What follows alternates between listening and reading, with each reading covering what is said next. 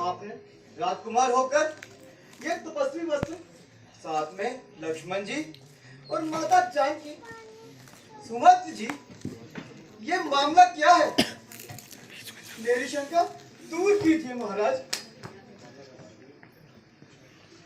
निषाद राज, असल बात यह है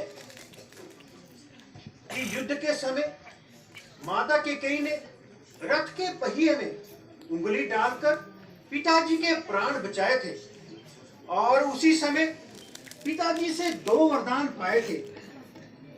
आज माताजी ने दोनों वरदान मांग लिए, एक में भरत को राज और दूसरे में मुझे 14 वर्षों का वनवास। बस ये प्रभु की इच्छा से हो रहा है, इसको आप आश्चर्य ना समझिए।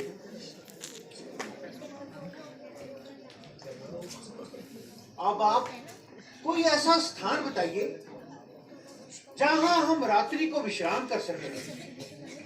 महाराज, जिनकी चरणों की धूल के लिए लोग तरसते हैं, उनको मैं घर से बाहर का स्थान दिखाऊं, यह कदापि नहीं हो सकता। आप चलकर विश्राम कीजिए और 14 वर्ष यहीं व्यतीत कीजिए। निषाद राज, मुझे चलने में कोई इनकार नहीं, परंतु मैं मजबूर हूं, क्योंकि इस तपस्वी वेश में मैं 14 वर्षों तक किसी राज्य में नहीं जा सकता। जैसी आपकी इच्छा प्रभु। अगर और कोई सेवा हो तो मुझे बताइए।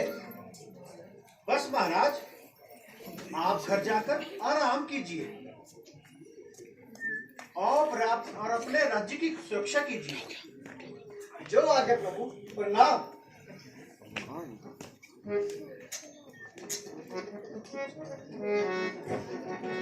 प्यारे राम, महाराज की आज्ञा थी आपको थोड़े दिन वनों में घुमाकर वापस ले आओ। अब आपका प्रण भी पूरा हो गया है, अब आप वापस चलिए। सुमंत जी, पिताजी और मुझको वो काम करना है जिससे रघुकुल के नाम पर बट्टा ना लगे,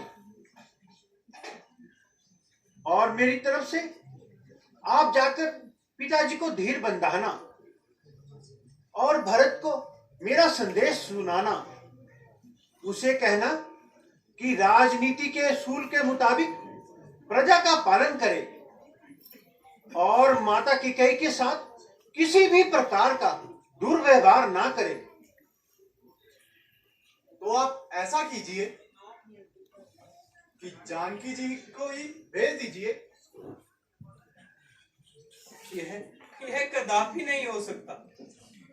जहाँ पति वहीं पत्नी, जहाँ माया वहीं छाया। यह नहीं मुमकिन। जूता हो सीता राम से, आप अयोध्या जाइए, सुमंत जी आराम से। प्यारे राम,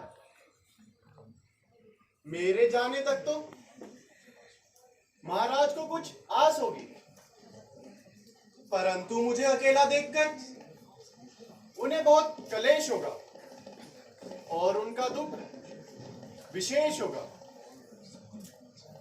और वह संभाले भी नहीं संभले जाएंगे।